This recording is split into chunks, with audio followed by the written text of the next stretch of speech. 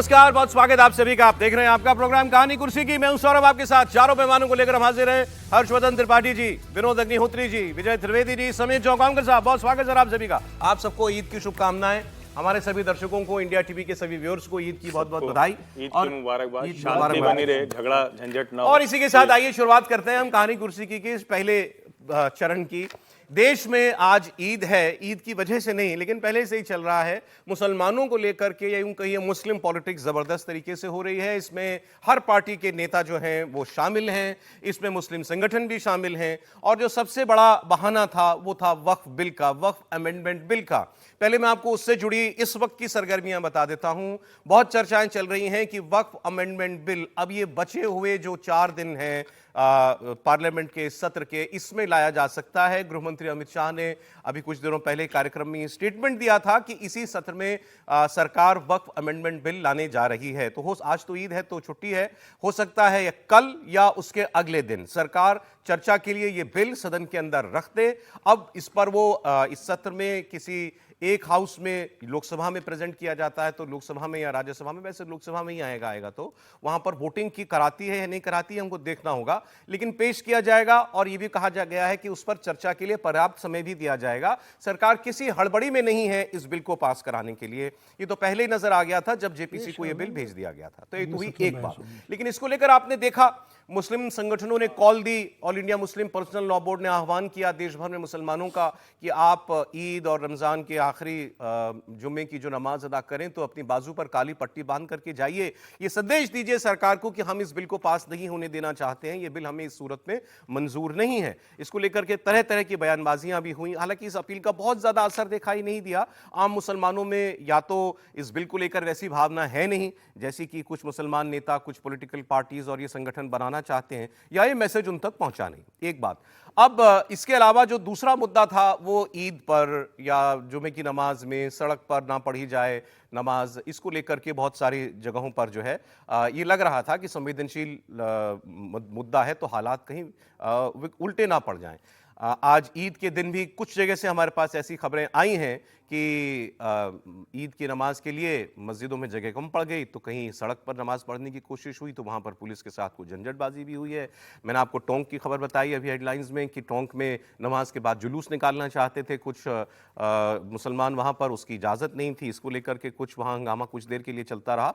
बाकी कमोबेश देश भर में शांति से ईद मनाई जा रही है, कोई बहुत बड़ी दिक्कत की बात नहीं है। कुछ एक जगहों पर ऐसे हालात जो हैं वो पुलिस के साथ ज़रूर बनते हुए दिखाई दे रहे हैं। लेकिन अब इस आग में घी डालने का काम कौन कौन कर रहा है, जरा हम उसकी चर्चा करते हैं। या अगर दूसरे पक्ष से के नजरिए से देखें तो मुसलमानों को ये कहना कि हम तुम्हारे साथ खड़े हैं, तुम्हारे मुद्दों पर हम तुम्हारा साथ देंगे, कौन कौन लोग कहने वाले हैं। तो मैं 3 खास बयान आपको दिखाता हूं, इससे आपको देश में जो मुस्लिम पॉलिटिक्स हो रही है इसकी कुछ ना कुछ समझ आ जाएगी। जैसे ममता बनर्जी लंदन गई हुई थी वो अपनी सरकार के लिए किसी कार्यक्रम में, वहां देखा आपने एक कार्यक्रम में कुछ प्रोटेस्ट भी हुआ था उनके, तो आज उन्होंने उसका भी जिक्र किया। कहा मैं लंदन गई थी, मुझसे मेरे कार्यक्रम में किसी ने पूछा क्या आप हिंदू हैं, तो मैंने कहा मैं हिंदू भी हूं, मैं मुसलमान भी हूं। फिर उन्होंने ये भी कहा कि ईद थी, मैं इसलिए अपना लंदन का दौरा छोटा करके जल्दी वापस लौटी हूं ताकि आप लोगों के बीच जाकर के मैं ईद मना सकूं। फिर उन्होंने माइनॉरिटी और मेजॉरिटी के धर्म की भी बात की, इस पर हम लोग चर्चा करेंगे।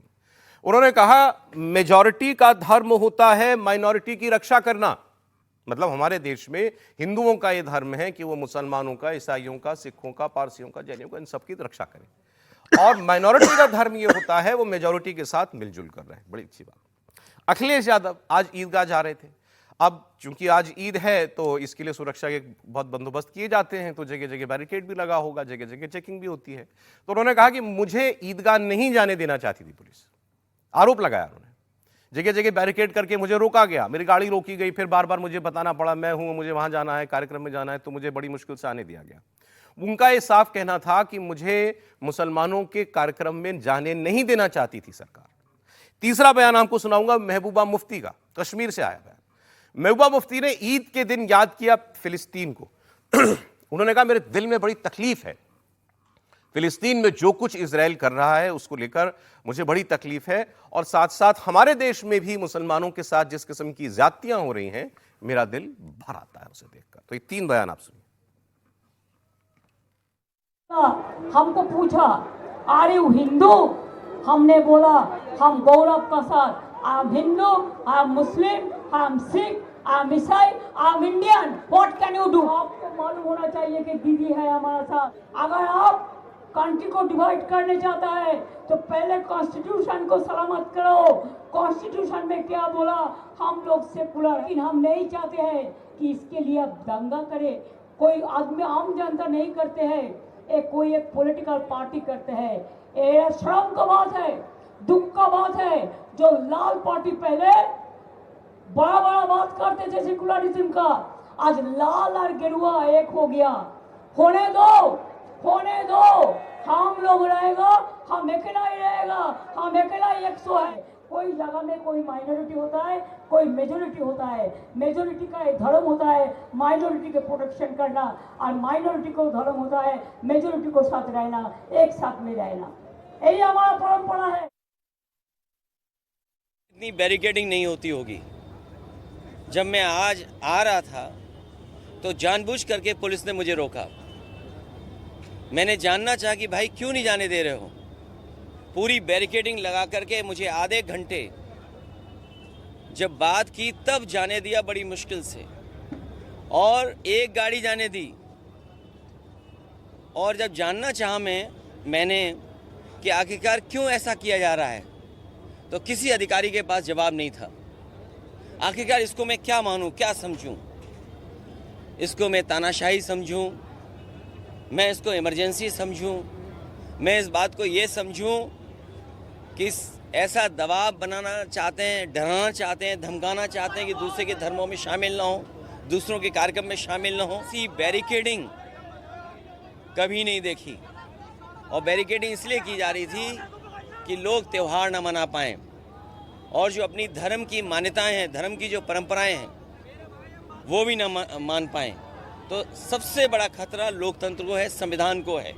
ये सरकार बड़ी जिम्मेदारी के साथ मैं कह सकता हूँ, यहाँ मुझे नहीं कहना चाहिए, लेकिन फिर भी मैं कह रहा हूँ कि ये देश भारतीय जनता पार्टी संविधान से नहीं चला रही है। दिल में एक तकलीफ है जो फलस्तीन में इस वक्त हो रहा है।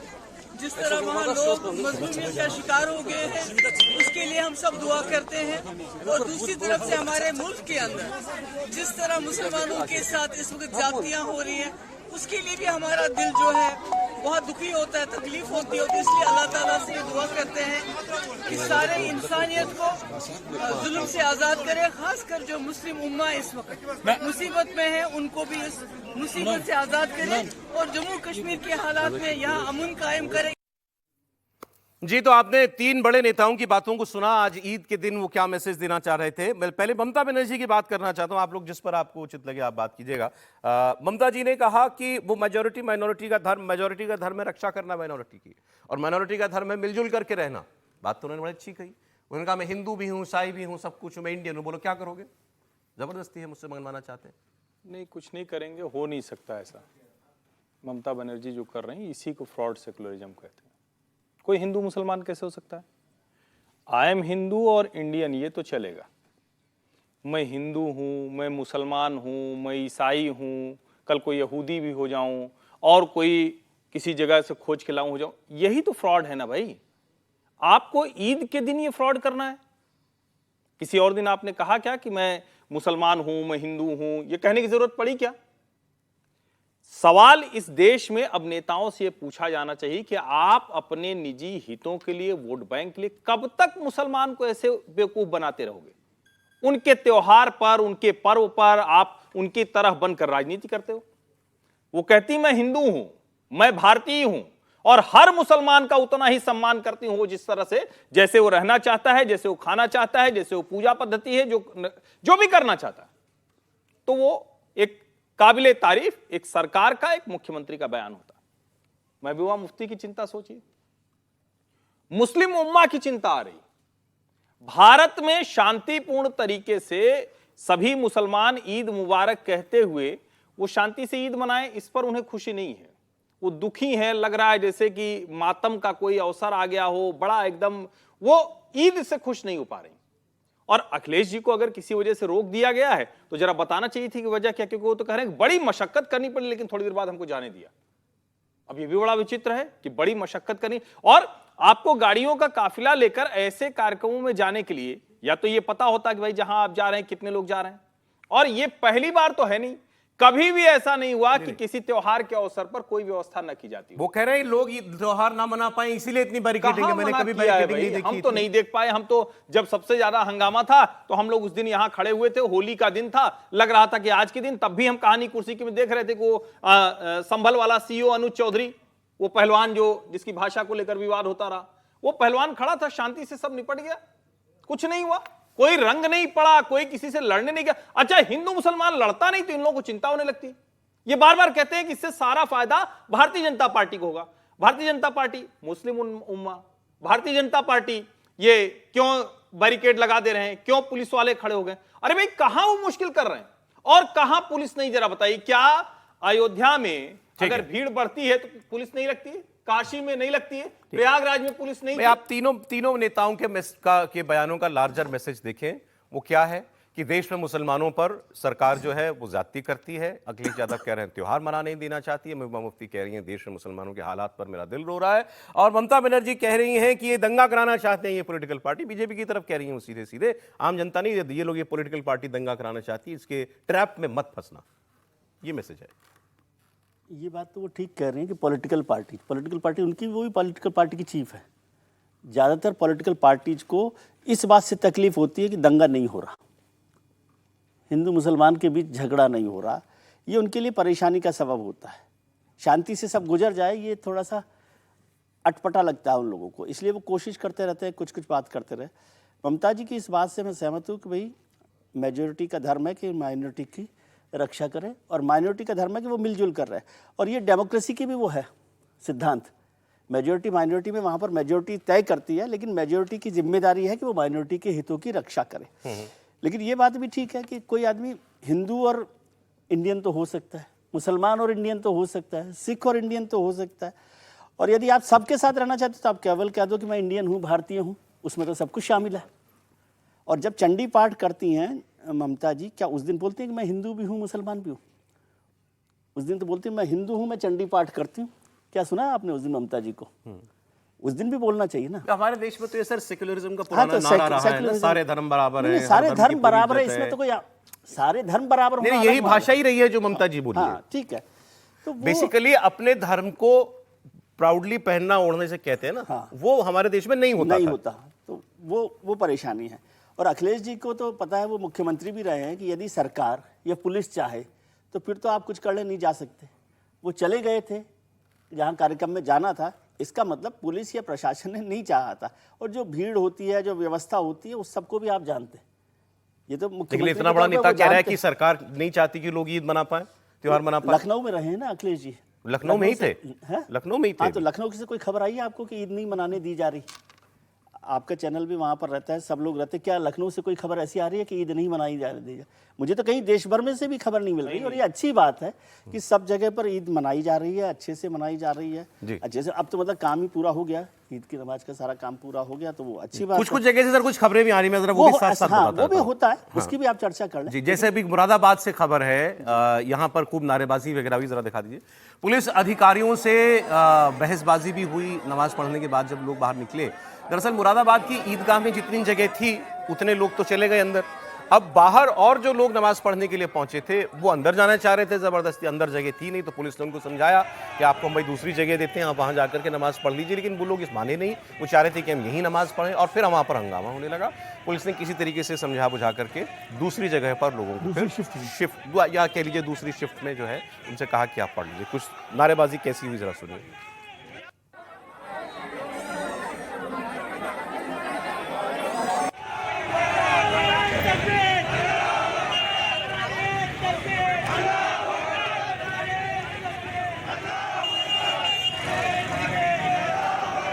अब होता क्या है, इसीलिए ये सारी जो बात हुई ना, ये बैरिकेडिंग या पुलिस व्यवस्था इसीलिए होती है क्योंकि ऐसे में माहौल बड़ा सरचार्ज्ड होता है। जरा सी कोई बात जो है वो मामला बिगाड़ सकती है, वजह कुछ भी बन सकती है। अब नारेबाजी हो रही थी, वहां पर कोई दूसरा आदमी जो सामने खड़ा होकर कुछ कहने लगता, दूसरे धर्म का, या कोई नारा लगा देता तो बात तो पत्थर ही फेंक देता। अब ऐसे मेरठ से भी हमारे पास ऐसी जो है वो खबर आई है। अब हापुड़ की तस्वीर आप देख रहे हैं, हापुड़ में भी मेरे ख्याल में फिलिस्तीन का, जी, फिलिस्तीन को लेकर के मेरठ में फिलिस्तीन को लेकर का जिक्र हुआ है नमाज के दौरान। वो एक व्यक्ति जो हैं वो अरबियों जैसी कपड़े पहन करके, ड्रेस पहन करके और दिल के आकार का जो है फिलिस्तीन का झंडा लेकर के वो खड़े हुए हैं। अब ये भी, अब फिलिस्तीन भी अब एक मुद्दा बन जाता है हमारे यहाँ पर। फिर वो पूछने वाले लोग आते हैं, भाई फिलिस्तीन का क्या लेना देना है यहाँ पर हिंदुस्तान में, आप फिलिस्तीन की बात क्यों कर रहे हैं? किसी को नहीं पूछ लेना चाहिए भैया फिलिस्तीन कहाँ है, किस तरफ है, कहाँ है, और यही गलत है। आप आज के दिन फिलिस्तीन लेके घूम रहे हो, थोड़ा तो कुछ मतलब कहीं तो बचाना चाहिए, और फिर आप कहेंगे कि नहीं नहीं बड़ा गड़बड़ हो गया, मारामारी हो जा रही है। अब टोंक में देखिए, टोंक में क्या हुआ, ईद की नमाज के बाद यहां भी हालात थोड़े से तनावपूर्ण हुए। ये टोंक के मालपुरा इलाके की तस्वीर है, आप देखिए, बड़े उत्तेजित दिखाई दे रहे हैं लोग इसमें। दरअसल ये लोग जुलूस निकालना चाह रहे थे, पुलिस ने जुलूस निकालने से मना कर दिया, तो वहां पर जो है नारेबाजी हो शुरू हो गई पुलिस के खिलाफ। पुलिस ने किसी तरह फिर मामला जो है, सिचुएशन जो है वो कंट्रोल की। देखिए सर, अच्छी बात अब जुलूस निकालने दें, अब जुलूस कहां से जाएगा, जुलूस में क्या नारे लगेंगे, यही तो वजह बन जाती है सर झगड़े की। अच्छी बात यह है कि जहाँ जाके आपने खबरें बताई, वहाँ बाद में आपका कह रहा है कि पुलिस ने हाँ, समझा लिया, बना संभाल ली, तो ये एक सकारात्मक चीज़ है कम से कम आज के दिन। और मुझे लगता है कि ममता बनर्जी वाली जो बात थी, उनका वो बयान तो उन्होंने फ्रॉड सेक्युलरिज्म का, नहीं, मैं थोड़ा सा वो, अब फ्रॉड सेकुलरिज्म, फ्रॉड नेशनलिज्म, ये सब राजनीतिक शब्दावलियाँ हैं, तो ये हम लोग कह सकते हैं। सूडो सेकुलरिज्म अडवाणी जी ने दिया था, तो भाई सच्चा सेकुलरिज्म क्या है, तो वो फिर अलग बहस हो जाएगी। लेकिन मैं ममता जी के बयान जो है, ये जो उनका मेजॉरिटी माइनॉरिटी वाला बयान है, उससे तो किसी को एतराज़ नहीं है। मेजॉरिटी की जिम्मेदारी है कि उनको संरक्षण दे, और माइनॉरिटी की जिम्मेदारी है कि मेजॉरिटी के साथ मिलजुल कर रहे। ये भी बताइएगा इसमें से कौन अपना धर्म पूरा कर रहा है, कौन नहीं कर रहा है। हमें लगता है कि जनता के लिहाज के स्तर पर देखें तो दोनों ही अपना धर्म पूरा कर रहे हैं, और राजनीतिक स्तर पर देखें तो दोनों ही नहीं कर रहे हैं, तो उस हिसाब से। लेकिन जो दूसरी बात है, उसके बारे में गांधी जी की एक बात कोट करना चाहूँगा, जो उनका ना, मैं हिंदू भी हूँ, मुसलमान भी हूँ, सिख भी हूँ, ईसाई भी हूँ। गांधी जी ने इस बारे में बहुत अच्छी बात कही थी। उन्होंने कहा था कि हिंदू एक बेहतर हिंदू बने और मुसलमान एक सच्चा मुसलमान बने, तो दोनों के बीच कभी झगड़ा नहीं होगा। मुसलमान एक अपने इस्लाम को ढंग से, जो उसका वैल्यूज़ है उनको पाले माने, और हिंदू अपने धर्म के जो मूल्य हैं उनको माने, तो झगड़ा नहीं होगा। तो मुझे लगता है वो बहुत अच्छी चीज़ है कि भाई आप अगर अच्छे हिंदू हैं, सच्चे हिंदू हैं, तो जाहिर है आपके अंदर करुणा का भाव होगा, प्रेम का भाव होगा, उदारता का भाव होगा, सहृदयता का भाव होगा। ऐसे अगर आप सच्चे इस्लामिक मूल्यों की बात करते हैं तो उसमें जो करुणा और जो भाईचारा और मोहब्बत प्यार, उसकी बात करेंगे। तो मुझे गांधी जी की बात ठीक लगती है, और ये बात भी सही है जो दोनों मित्रों ने कही कि भाई आप भारतीय हैं तो भारत में हिंदू भी हैं, मुसलमान भी हैं, सिख भी हैं, ईसाई भी हैं, पारसी भी हैं, सब हैं। तो वो उस दृष्टि से, जैसे इन्होंने ममता बनर्जी को कहा, मैं क्योंकि इन्होंने बात कह दी, मैं इसलिए उसको बहस के लिए आगे बढ़ा रहा हूँ कि भाई ये ममता जी का ये क्या कहा था आपने, फ्रॉड सेक्युलरिज्म है कि ईद के लिए तो आप दौरा भी छोटा कर लोगे, ईद के लिए आप सर भी ढक लोगे, ईद के लिए, और ये सारी बयान भाषणबाजी जो है, सारा ज्ञान जो है, ये मुस्लिम त्योहारों पर आपके लिए अब निकल करके आएगा कि बच्चे नारा लगा रहे हो जय श्री राम, तो कार से उतर के गुस्सा करने लगा। हाँ, ये दूसरे तरफ नहीं दिखाई देता, एकदम ही लगता है कि अतिरेक पे। या आपको जरूरत महसूस नहीं होती कि मैं दूसरे लोगों को भी ऐसे पुचकारूं? नहीं, तो उनके सामने तो नारा तक नहीं लग रहा था, उनकी मीटिंग में तो मुरादाबाद पे लग रहा था। अब मुरादाबाद में ममता जी रिएक्ट करें तो समझ नहीं आता है, अगर कलकत्ता में लग रहा होता तो हमें बात करते। नहीं, ये वाकया हुआ था, वो जा रही थी गाड़ी से, लोग बाहर जय श्री राम का नारा लगा रहे थे, वो भड़क गए। जय श्री राम से आपत्ति नहीं है, उन्हें आपत्ति थी बीजेपी के लोग नारा लगा रहे थे। आप समझो वो राजनीतिक मामला है, वरना वो चंडी पाठ क्यों करती अगर, और चंडी पाठ तो बड़ा पढ़ के सुनाया था उन्होंने। हमारी समस्या, हमारा जो फ्रॉड नेशनलिज्म है वो ये है कि हम एक पक्ष को देख करके दूसरे की, हम वही, अभी कल एक चर्चा हो रही थी कि भाई राहुल गांधी कुंभ नहीं गए तो बड़ा हल्ला मचा, वो कैलाश मानसरोवर केदारनाथ गए, उसकी कोई चर्चा नहीं। तो हाँ, ये भी तो फ्रॉड नेशनलिज्म है ना। नहीं सर, आप आज जो है कुछ लोग मांग करने लगे, जो आप बात करिए वो बराबरी की बात करिए। अब जैसे मोदी जी ने सौगाते मोदी शुरू किया, आपको भी ऐसे लोग मिले होंगे चर्चाओं में, आप तमाम टीवी चैनलों पर जाते हैं, वो राइट अलाइंड लोग, वो कह रहे होंगे भाई सौगात, अच्छा आपने ईद आ रही थी तो आपने सौगाते मोदी किट भिजवा दी, नवरात्र चल रहा है इसमें भी फल भिजवा देते लोगों के घर में, ये बात भी लोग कहते हैं। दिवाली में पटाखे भिजवा देते। सेम विद ममता बनर्जी, यहाँ जो आपको दिखाई, यहाँ जो जितना आप भाईचारा प्रेम की बात कर रहे हो, भाई बाकी सब त्योहारों भी ऐसे ही मनाया करो, उसमें भी आपका ऐसा ही जोश दिखाई देना चाहिए। मेरा इसमें तो एक अलग है। देखिए, मैं एक लाइन बोल दूं फिर सभी जी के लिए। देखिए, चाहे मोदी जी हो चाहे ममता जी हो, जो पद पर है, हम लोग भी घर में जो बच्चा छोटा होता है उसको ज्यादा चॉकलेट देते हैं कि भाई यार ये रोएगा, इसको दे दो। तो बहुत सही। वो उनका मानना ये है कि माइनॉरिटी है, ठीक, उसको महसूस हो कि हम सरकार हमारे साथ है। मेजॉरिटी बड़े भाई का धर्म, बड़े भाई का धर्म, बड़े भाई का उनकी धर्म है, छोटे को मिल रहा है कुछ, इसलिए वो नवरात्र फल नहीं भेज रहे। ठीक है, कुछ एक चीज ज्यादा टॉफी एक्स्ट्रा मिल गई तो भाई बड़ा भाई जो है वो नाराज ना हो। देखिए, ममता बनर्जी ने जो बात की वो व्यवहारिक रूप से तो उनका कहना ठीक था, लेकिन ममता बनर्जी तो लंबे समय से बंगाल की मुख्यमंत्री है। क्या ममता बनर्जी ने ये जो अब कहा है वो अपने राज्य के अंदर उन्होंने इसको इम्प्लीमेंट किया है? अगर ममता बनर्जी अपने राज्य के अंदर इम्प्लीमेंट करती, अभी मोथाबाड़ी में एक दंगा हुआ है, 2 दिन पहले हुआ है, मालदा में शायद, मालदा में हुआ है, क्या ममता बनर्जी का उसको लेकर इसका रिएक्शन आया है? और ममता बनर्जी अगर ये कहती है कि भाई अब जो बहुसंख्यक है उनको अल्पसंख्यकों का ध्यान रखना चाहिए, तो बंगाल के अंदर जहाँ बहुसंख्यक मुसलमान है वहाँ उन्होंने क्या हिंदू अल्पसंख्यकों का ध्यान रखा है? ममता बनर्जी ने इस बात का जिक्र करा कि भाई जहाँ पर आपकी मेजोरिटी ज़्यादा है वहाँ आप हिंदुओं का ध्यान रखो, उन्हें कोई तकलीफ नहीं होना चाहिए। लोग घर बेच के जा रहे हैं, घरों पे लिख दिया गया है कि घर बिका हुआ है, यहाँ कोई हिंदू मकान नहीं खरीद सकता। ममता बनर्जी कहती है, जब पूछा जाता है ममता बनर्जी से विधानसभा के अंदर कि हिंदुओं के मकान बिक रहे हैं वहाँ पर, आप जहाँ मुसलमान बहुसंख्यक है, ममता बनर्जी कहती है भाई वो मकान बेच रहे तो उनकी इच्छा है, अगर वहाँ मुस्लिम कम्युनिटी ज़्यादा रहना चाहती है तो उसमें सरकार क्या करेगी? तो मुझे लगता है कि ममता बनर्जी आज ईद के दिन संदेश देना चाह रही है। और ममता बनर्जी, मैं अभिषेक बनर्जी का भी बता दूं, उनका भी भाषण हुआ था, उस पर भी रिएक्ट कीजिएगा आप। उन्होंने अभी इनके भतीजे ममता जी के, उन्होंने कहा कुछ दिनों से बंगाल को अशांत करने की कोशिश हो रही है, जो बांटने की बात करते हैं, जिनको लगता है किसी को भी एनआरसी सीएए से निकाल देंगे। फिर वो आगे कह रहे हैं सभी का खून है इस मिट्टी में, हिंदुस्तान किसी के बाप का नहीं है। कोई कहता है हिंदू खतरे में है, कोई कहता है मुसलमान खतरे में, लेकिन भाजपा का चश्मा उतार के देखो पूरा हिंदुस्तान खतरे में। उनको पूरा हिंदुस्तान खतरे में नजर आ रहा है। ये किसने कहा? अभिषेक बनर्जी ने इस बात का जिक्र भतीजे किया। जो उत्तराधिकारी जो है। ममता बनर्जी जरूर मुस्लिमों की आज ईद के दिन बात कर रही है और लगातार इस बात का जिक्र करती है, लेकिन ममता बनर्जी को यह भी समझना चाहिए कि भाई जिहाद और सौहार्द का फर्क होता है। अगर सौहार्द से रहेंगे तो कोई दिक्कत नहीं है, लेकिन अगर जो जिहाद की बात करेगा तो उनको सिखाना पड़ेगा ना। और जो संघ भी बार बार कहता है कि कलाम और कसाब का फर्क तो बताना पड़ेगा ना, कि अगर अब्दुल कलाम है तो सम्मान होगा, देश के राष्ट्रपति बनेंगे, अगर कसाब बनोगे, जावेद की पिक्चर देख के आए हो। नहीं ये जिक्र है, और अगर कसाब बनोगे जिहाद और सौहार्द और कलाम और कसाब, पर कसाब तो पाकिस्तानी था भाई, कसाब क्यों ला रहे हो बीच में? कहीं का भी हो, पाकिस्तान का हो, भारत में भी कहीं कसाब है। अरे एक बात और हो जाए, इन्होंने कहा फिलिस्तीन के नारे क्यों लग रहे हैं, आपको भी आपत्ति है इस पर?